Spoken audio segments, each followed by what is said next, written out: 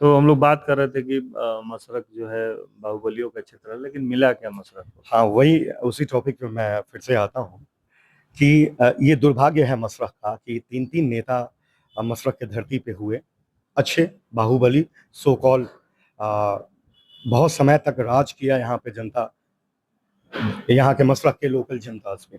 लेकिन क्या होता है कि उन लोगों ने मशरक को, कोई भी व्यक्ति होता है ना, अपने घर को सजाता है, बनाता है, उसका रिनोवेशन होता है, वो बढ़ता है।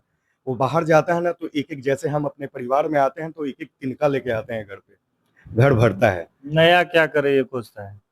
हाँ, नया क्या करें वो खोजता है। तो पब्लिक, यदि वो नेता लोग किए होते ना, तो यहाँ पे एक सौहार्द होता, अच्छी बिजनेसेस होती। आज मशरक का कंडीशन हम लोग देखेंगे, यहाँ बहुत पूंजीपति लोग हैं, लेकिन एक डर के मारे पूंजी नहीं लगाते हैं, और लगाते हैं तो यहाँ ऐसी दुर्दशा है मशरक की कि यहाँ बिजनेस उनका चल नहीं पाता है, जिसके वजह से लोगों के मन में होता है कि हम इतने पैसे लगा रहे हैं, इससे अच्छा है कि किसी अच्छे प्लेस पे जाके वहां पैसे लगा के बिजनेस करें। तो ग्रोथ तो ऐसे ही रुक गया मशरक का। कुछ डर का भी माहौल था कि हम ज्यादा यहाँ पे पूंजी लगा के कोई बिजनेस करते हैं तो लोगों की नजर में आएंगे, बाहुबलियों की नजर में आएंगे। उस वजह से भी लोगों का पलायन होता रहा। और जो बिजनेस यहाँ करना चाहिए कि हमारा घर, हमारा मार्केट, हमारा बिजनेस ये ग्रो करे, बड़ा हो, अच्छा लगे, और यहाँ से लोग धीरे धीरे पलायन करने लगे, बाहर देशों में, प्रदेशों में जाके अपना बिजनेस करने लगे। तो धीरे धीरे मशरक जो बनना चाहिए था इन नेताओं के हाथों से, वो बन नहीं पाया। धीरे धीरे ये गर्त में, मैंने देखा 90s के बाद धीरे धीरे ये गर्त में जाता गया। इस बात का अंदर में किस था, मैं ओवरसीज जॉब करता था, मौचे नेवी में था, और मेरी एक आदत थी, वो एक सोशलाइज था मैं लोगों में, कि बिहार के बच्चे, थोड़ा सा भी मुझे पता चल जाता था कि ये बिहार के बच्चे हैं, और मैं शिपिंग इंडस्ट्री से आता हूँ या शिपिंग इंडस्ट्री में ट्रेनिंग किया है, तो मेरे दिल में एक भाव आता था कि यार मेरे राज्य का है, मेरे जिले का लड़का है, इसका मुझे सपोर्ट करना चाहिए। और थोड़ा सा सपोर्ट हमारे करने से आज वो लड़का 2 लाख, 4 लाख, 5 लाख की नौकरी में, और अब अच्छी फैमिली के साथ अपना एंजॉय कर रहा है। तो ये आदतें मेरी डेवलप होती रही, बढ़ता गया ये कारवां, नंबर्स बढ़ते गए, जॉब देने का, लोगों का प्रमोशन करवाने का, करते करते तब मैंने मशरक को देखा कि यार मशरक के भूमि से हूँ, मेरा भी दायित्व है कि मैं अपने भूमि के लिए कुछ ना कुछ अच्छा कार्य करूं। अब उसके लिए चुनौती, अच्छा कार्य करने के लिए, और इस क्षेत्र को, जैसे जो सोशल वर्क है, लोगों का हेल्प करना, उसका विस्तार करने के लिए मुझे एक प्लेटफॉर्म चाहिए था। प्लेटफॉर्म, मैंने राजनीति से मैं बहुत दूरी रखता था, राजनीति में आना नहीं था। तो उस प्लेटफॉर्म को मैंने कहा कि नहीं भैया, हर एक पढ़े लिखे व्यक्ति को, और जो व्यक्ति सोसाइटी को मदद करता है कि ये सोसाइटी हमारे राज्य का, या लोग राइज करें, राइज करेगा तो बढ़ेगा, हमारा समाज भी बढ़ेगा, हमारी चीजें भी बढ़ेंगी, हमारा क्षेत्र भी बढ़ेगा। उस चीज को मैंने कन्वर्ट किया राजनीति में। और जब जन सुराज जैसा प्लेटफॉर्म मुझे दिखा कि भाई बिहार को बदलने की बात कर रहे हैं, बिहार को बदलने की बात कर रहे हैं, बिहार में शिक्षा और रोजगार की बात कर रहे हैं, तो मैं दुर्भाग्यशाली व्यक्ति हूंगा कि मैं वैसे नेता के कदम से कदम मिलाकर ना चल पाऊं। तो मैंने भी ये डिसाइड किया, मैंने भी सोचा कि मैं भी क्यों ना राजनीति में, जैसे सरोकार था, राजनीतिक बैकग्राउंड है, हमारे पिताजी सोशल रहे हैं, बहुत मान प्रतिष्ठा रही है, बहुत लोगों का हमने जीवन बनाया है, या कुछ ना किसी स्तर से हम मदद करते हैं। तो हमने इस प्लेटफॉर्म को जनसुराज के साथ चुना, ताकि हम ज्यादा से ज्यादा लोगों की मदद कर पाए और हमारे क्षेत्र का विकास हो, ग्रोथ हो। एक आप बात आपने कही कि अच्छा काम करना चुनौती बन जाता, मशरक में अच्छा काम करना चुनौती है क्या? मशरक में ऐसे हालात हैं क्या?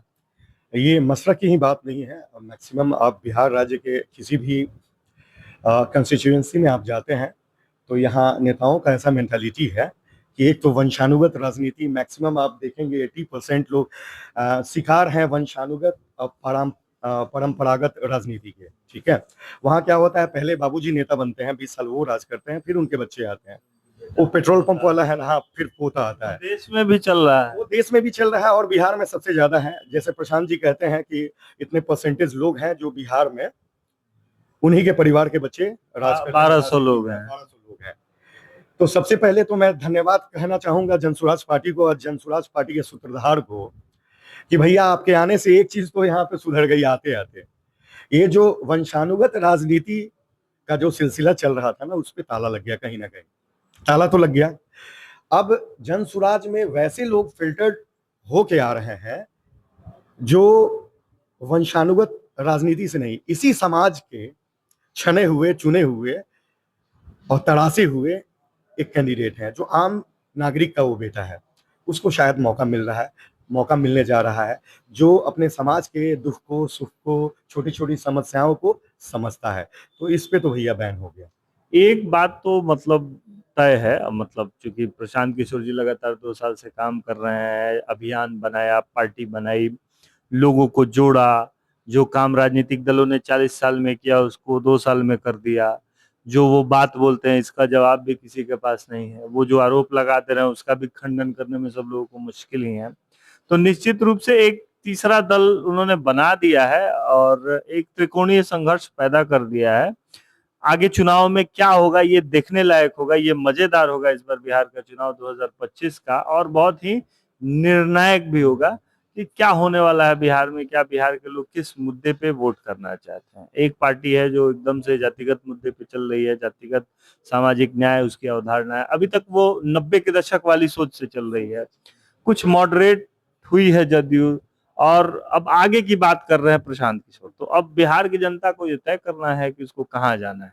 ठीक है, Prashant Kishor no doubt doing well and further we will see. बात मसरख की करते हैं, बात बनियापुर की करते हैं कि आपने जो कहा कि दुर्भाग्य है कि अभी तक बहुत कुछ हो नहीं पाया। जो लोग बाहर चले गए, इंडस्ट्रीज नहीं आई, डेवलपमेंट नहीं हुआ। हमें याद है कि हम पढ़ा करते थे, देखा भी करते थे कि मढ़ौरा में चीनी मिल थी तो मसरख की जमीन से गन्ना उग के जाया करता था वहां पे। यहाँ के किसान जो थे, चूंकि लैंड प्रॉपर्टी इस एरिया में बहुत ज्यादा है, धान की खेती हो, गेहूं की खेती हो, जो कृषि है, तो कृषि आधारित जो जीवन यापन था वो कैसे प्रभावित हुआ इस राजनीति से, क्योंकि वो भी हम लोग बहुत डाउनफॉल में देख रहे हैं। एक तो बेसिक्स हुआ कि चलिए बिजनेस नहीं है तो हम नौकरी करने बाहर चले जाते हैं, तो लोकल बिजनेस नहीं हुआ तो खेती करते हैं, लोग बाहर चले गए। लेकिन जो खेती करने वाले कृषक है, जो जमीन है, वो सब चीजें कैसे प्रभावित हुई, वो एकदम से लोअर डाउन कैसे हो गए, उस पर थोड़ा सा आप प्रकाश डाल दें एक बार। एक चीज मैं फोकस, मैं आपके बातों का भी जवाब दूंगा, एक चीज पे मैं फोकस करना चाहूंगा। ये भी बड़ा दुर्भाग्य की बात है कि 30, 35, 40 साल मैंने आजादी के बाद, ठीक है, आजादी के बाद भी दो दलों ने इस पे राज मुख्यतः किया, ठीक है, और उसमें लोगों का योगदान रहा। जैसे बीजेपी बाहर से आती है, किसी ना किसी दल के साथ गठबंधन करके चलती है। स्टिल हम नेता लोग, हम तो नेता नहीं है, जो नेता लोग हैं बिहार के बेसिक्स पे ही बात कर रहे हैं, बिहार के बेसिक चीजों, मुद्दों पे ही बात कर रहे हैं। अभी तक बड़ा दुर्भाग्य है बिहार का कि बेसिक भी ठीक नहीं कर पाए यहाँ के नेता लोग। जो छोटी छोटी समस्याएं होती हैं किसी भी क्षेत्र की, किसी भी विधानसभा की, हम लोग नॉर्वे स्वीडन की तुलना कैसे करेंगे, जहाँ कम्युनिटी हेल्थ की बात हो रही है, कम्युनिटी डेवलप, खुशी की बात हो रही है कि लोग जीवन में अपने कितने खुश हैं, और हम लोग यहाँ है कि हमारा रोड में गड्ढा है।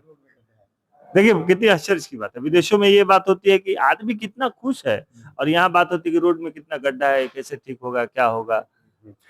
मैं क्षेत्र घूमता हूँ, सभाएं मेरी बहुत अच्छी खासी होती हैं। मैं लोगों से यूँ कनेक्ट होना चाहता हूँ ना, कि मैं चाहता हूँ कि जैसे प्रशांत जी चलते हैं ना, हर गली, हर मोहल्ला, हर चौक चौराहा जाते हैं ना, तो लोगों की छोटी छोटी समस्याएं दिखती हैं। तो मैंने कहा कि नहीं, बैठ के राजनीति नहीं होगी, राजनीति वो करेंगे ना कि हर गली, हर मोहल्ले, हर उस नुक्कड़ पे जाएंगे ना, ताकि वहां के जनता की जो छोटी सी बेसिक समस्याएं हैं ना, वो मैं अपने आंखों से देखूं। आंखों से देखूंगा ना तो वो दिल में उतरेगा, दिल में उतरेगा, वो माइंड में जाएगा, तब हम एक्टिव होते हैं ना कार्य करने के लिए। जब समस्याएं देखेंगे, किसी का पेन, हमारे जनता का पेन हमें समझ में आएगा, तब ये माइंड, जो माइंड है ना, वो एक्शन के लिए प्रमोट करता है हैंड्स को, दिल को, कि या दिल से करो या दिमाग से काम करो, कि हाँ हमें काम करना है। अभी एक बात बता देता हूँ, 20 साल से हमारे क्षेत्र में एक ही विधायक हैं, एक ही दवा को लोग 20 साल से खा रहे हैं, बीमारी ठीक नहीं हो रही है। समस्या क्या देखा, उस क्षेत्र में गया ना, तो वहां की संख्या 3000-3500 की वहां बस्तियां हैं। और भाई बड़ी दुख की बात है कि चापाकल तक नहीं है, पानी पीने का व्यवस्था नहीं है उन लोगों का। वो लोग वो गांव से आधा किलोमीटर जाके किसी के दरवाजे पे पानी भरते हैं और लेके आते हैं, तो खाना पीना उनका बनता है।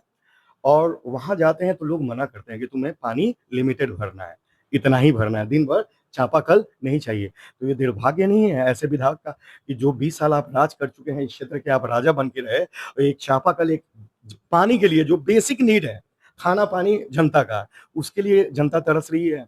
तो भाई सबसे पहले तो हम तो बेसिक्स पे नहीं बात कर रहे हैं, बहुत आगे की बात जनसुराज कर रही है। हम बेसिक्स पे, मैंने उस क्षेत्र में घूम के देखा कि मुझे बेसिक्स पे अभी काम करना है। मैं 2 साल 3 साल अपने जनता के जो बेसिक रिक्वायरमेंट, बेसिक तकलीफें हैं, जो ब्लॉक में जाते हैं, एक आधार कार्ड भी बनाना है तो 200-400 घूस मतलब देना आप ना पड़ता है। वर्क रोड मैप बता रहे हैं। हाँ, ये मैं बता रहा हूँ। यदि जनता में जाता हूँ तो उनकी समस्याएं ना नोट डाउन करना होता है। यदि आप कैलकुलेटिव वर्क करना चाहते हैं ना, आप अपने समाज के लिए, अपने विधानसभा के लिए, तो सबसे पहले नेताओं को उनका कार्य प्रणाली समझना पड़ेगा। एक विधायक को, मुझे लगता है मैक्सिमम बिहार में ऐसे विधायक है ना, कि विधायक का कार्य क्या होता है ना उनको पता ही नहीं है। एक विधायक का क्या कार्य होता है उनको नहीं पता है। विधायक को पैसा कमाने की, विधायकी को, विधायी शक्ति को पैसा कमाने का वो एक जरिया समझते हैं, सिस्टम समझते हैं कि हम विधायक हो जाएंगे तो हम करोड़पति बन सब जाएंगे। भूल गए हैं ना, पैसा इतना आ रहा है, भ्रष्टाचार इतना हो रहा है कि सब भूल गए हैं कि काम क्या करना है। डीएम को भी नहीं पता है, एसपी को भी नहीं पता है, एसडीएम को नहीं पता है, विधायक को नहीं पता है, सिस्टम बन नेता। गया है ना, एक सिस्टम बन गया है। तो मेरा क्या होता है ना कि मैं क्षेत्र में जाता हूँ ना तो नोट करता हूँ, दिल दिमाग में करता हूँ, अपने डायरी पे नोट करता हूँ कि इस गांव में आया था, इस पंचायत में आया था, यहाँ लोगों के पास कल नहीं है। और नल जल वाला समस्या तो आप जानते हैं कितना सफल रहा बिहार में नीतीश जी का। भैया नलका तो सबके दरवाजे पे है, लेकिन उसमें जल नहीं आता है, सारे मोटर्स खराब हैं, सारी टंकियां जो होती हैं सूखी पड़ी रहती है। अब इकलौता एक ही चीज है कि उन विधायकों को हर गांव में, हर पंचायत में ना अपने जनता के लिए कम से कम पानी का व्यवस्था करना चाहिए। यदि 20 साल 25 साल राज करके और दो दो विधायक यहाँ और सांसद रह के अपने जनता के लिए एक माने पानी का व्यवस्था नहीं करवा पाए, तो उन पे जनता कहाँ तक विश्वास यानी करेगी। आपका कहना है कि सरकार की तरफ से योजना भी चल रही है, विधायक भी हैं, प्रतिनिधि भी हैं, लेकिन जो अभी तक मसरक बनियापुर विधानसभा में जो बेसिक समस्याएं हैं लोगों की, वो भी सॉल्व नहीं हुई हैं। और आपका कहना है कि आप उसी रोड मैप पे पहले काम करेंगे, पहले बेसिक्स को सॉल्व करेंगे, तब जाके आप अलग इंडस्ट्री या और भी चीजें होंगी उसकी बात करेंगे। तो जब बात पॉलिटिक्स की हो रही है, तो सीधा सवाल है कि मसरक और बनियापुर, मतलब मसरक बनियापुर विधानसभा में क्या जातीय सामंजस्य, मतलब क्या कहते हैं उसको कि नहीं, समीकरण की बात मैं नहीं कर रहा हूँ, मैं कह रहा हूँ कि एक हम लोग असेसमेंट कर रहे हैं, मतलब मेल जोल करके चल रहे हैं अभी तक हम लोग, कि ये वोट उनको नहीं देंगे तो वो हमसे खफा हो जाएंगे, या इस जाति के उम्मीदवार हैं, उस जाति के लोग हमसे नाराज हो जाएंगे। मतलब एक डर का भी माहौल है, एक जातिगत सेटिंग गेटिंग भी है, और मेल जोल सामंजस्य करके चलना है, मतलब मिला जुला के चलना है, कोई नाराज ना हो जाए, ऐसी स्थिति बनी हुई है मसरक में। तो ऐसे में जनता का मूड क्या है, और जनता अगर इस स्थिति से बाहर नहीं निकलेगी तो फिर कैसे विकास होगा? सर बात ये है भाई कि बीइंग अ राजपूत, मैं एक राजपूत वर्ग से आता हूँ, लेकिन बड़ा अपने आप को खुशनसीब समझता हूँ। मुझे लोग जैसे गांव में जाते हैं ना तो लोग कहते हैं, एक होता है ना बैक में आपके लोग बातें करते हैं, अरे छोटका के नेता हुए हैं, ये छोटका के नेता हुए हैं। तो मुझे बड़ा हर्ष का ना अनुभूति होता है, बड़ा मैं खुश होता हूँ कि लोग एक राजा के लिए ना, वो प्रजा किसी जाति से है, मेरे लिए जाति नहीं है। मैं जाति को कुछ मानता ही नहीं है, मैं दो ही चीज मानता हूँ, एक अमीर और एक गरीब, यही दो जाति होती है। एक गरीब होता है, एक अमीर होता है। बाकी मेरे दिमाग में किसी जाति विशेष को लेके, एक राजा के लिए ना जितने भी प्रजा है ना समान होते हैं, समानांतर, क्यों ना वो राजपूत हो, क्यों ना वो ब्राह्मण हो। राजा के पास मान लीजिए आपको जनता अपनी एक एक कीमती वोट दे के आपको राजा बनाती है, और आप देखेंगे कि ये राजपूत जाति से है तो इसका कार्य होना चाहिए, ये हरिजन जाति से है तो उसका कार्य नहीं होना चाहिए। एक राजा के लिए सारा जनता, जितने भी लोग हैं, सब समान होने चाहिए। और मेरे विधानसभा का पहले हो सकता होगा कि यहाँ जातीय समीकरण थी, लोग जातीय एक एक नेता जातीय वोट पे जाते थे कि हाँ हम राजपूत है तो राजपूतों का वोट मिलेगा, और हम ये जाति से हैं तो इस जाति का मिलेगा। लेकिन मेरे दिमाग में मैंने ऐसा फील ही नहीं किया। मैं जब जाता हूँ ना, तो हर जाति के लोग मेरे साथ जुड़े हुए हैं और सब इतना प्यार लुटाते हैं ना, वहाँ जात की बात ही नहीं होती है। तो जब मैं क्षेत्र में जाता हूँ, मैं अपनी सभाएं करता हूँ ना, तो वहाँ पे मैं ये नहीं देखता कि किस जाति के लोग हैं, मैं ये देखता हूँ कि भाई ये वो टूटे हुए लोग हैं ना, वो ठगे हुए लोग हैं जिनको यहाँ के राजनीतिक दलाल कह लें या राज करता हुआ नेता कर लें, विधायक कर लें, जिला परिषद कर लें या मुखिया कह लें, इस भोली भाली जनता को 20 से 25 सालों से ठगते आ रही है हमारे विधानसभा में। मैं उस दृष्टि से यहाँ के हर जनमानुस को देखता हूँ, तो मुझे तकलीफ होता है। और वो तकलीफ जो है मेरे जुबान से निकलती है कि अब ना ठगे दें, अब ना ठगाई हुई, अब बदली, अब सारा हिसाब लिया। एक एक आदमी के जे जनता ठगाइल बा सब हिसाब लिया। एंटी इनकम्बेंसी फैक्टर चल रहा है कि नहीं चल रहा है? बिल्कुल साहब, बिल्कुल। वो तो आप जनता से पूछेंगे ना, तो जनता जवाब देगी कि भैया धर्म और जात में जब नेता घुसते हैं ना, तब लोग घुसते हैं।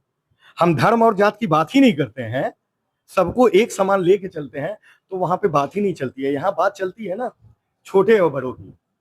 और मैंने कहा ये दूरियां भी मैं मिटा दूंगा। मेरे आने के बाद जब मैं चुन के आता हूं, तो ये दूरियां भी छोटा और बड़ा का सबको एक समान एक ही दृष्टि से देखा जाएगा, सबका कार्य होगा, बेसिक्स को ठीक किया जाएगा, जनता परेशान नहीं होगी। क्यों ना वो स्वास्थ्य केंद्र में हो, क्यों ना वो ब्लॉक में हो, और क्यों ना वो थाना में हो। ये भी एक हमारे क्षेत्र की बहुत बड़ी समस्या है, बहुत बड़ी चुनौती है। मसरख प्रखंड में या बनियापुर प्रखंड में आप जाते हैं तो आप देखेंगे आधे से अधिक जो जनता है ना, इन तीनों संस्थाओं से बहुत परेशान है। तो सबसे पहले तो मुझे अपने जनता को इन संस्थाओं से आज़ाद करना है, बेफिक्र करना है, इससे आप आज़ाद हैं। श्याम सिंह, कैप्टन श्याम सिंह हमारे साथ जुड़े हुए थे और बोलेगा छपरा बदलेगा छपरा, बदलता बनियापुर में हम उनसे बात कर रहे थे कि बलियापुर में क्या हालात हैं, कैसे चीजें बदल सकती हैं। उन्होंने कहा कि सबसे पहले तो यहाँ पे अच्छा काम करना चुनौती है, बेसिक्स की लड़ाई अभी लड़नी है यहाँ पे, क्योंकि पूरे बिहार में बहुत सारी चीजें है, लेकिन बनियापुर विधानसभा की एक अलग स्थिति बनी हुई है और यहाँ पे हर तरह का समीकरण आजमाया जाता है चुनाव में, और लोगों को अभी बेसिक सुविधाएं नहीं मिली है। तो सबसे पहले उनका काम है कि बेसिक सुविधाओं पे वो बात करेंगे, उसको ठीक करने का प्रयास करेंगे। बाकी आगे जो भी चीजें हैं जो एक बेहतर कम्युनिटी में होनी चाहिए, एक अच्छे समाज में होनी चाहिए, एक इंडस्ट्री हो या एक खुशी वाला जीवन हो जिसकी हम बात कर रहे थे, वो सब कुछ यहाँ पे लाने का प्रयास करेंगे। हमने एक लंबी बातचीत की, आप भी इस वीडियो को देखिएगा, सुनिएगा, हमारे इस चैनल को लाइक, फॉलो, शेयर और सब्सक्राइब करिए। और बनियापुर और छपरा के लिए जो मुहिम चलाई जा रही है, इसमें आप अपना सहयोग करिए, जुड़िए। हमें कॉल कर सकते हैं 88-104-15-313 पर। श्याम जी, आपने हमारे साथ एक लंबी बातचीत की, आपने एक विस्तृत चर्चा की, हमारे साथ बने रहिए। आपको बहुत बहुत धन्यवाद। बहुत बहुत धन्यवाद। और फिर से मैं 115 बनियापुर विधानसभा की आदरणीय जनता को, यह उनका बेटा और भाई, शीश झुका के नमन करता है। बहुत बहुत धन्यवाद। बहुत बहुत धन्यवाद।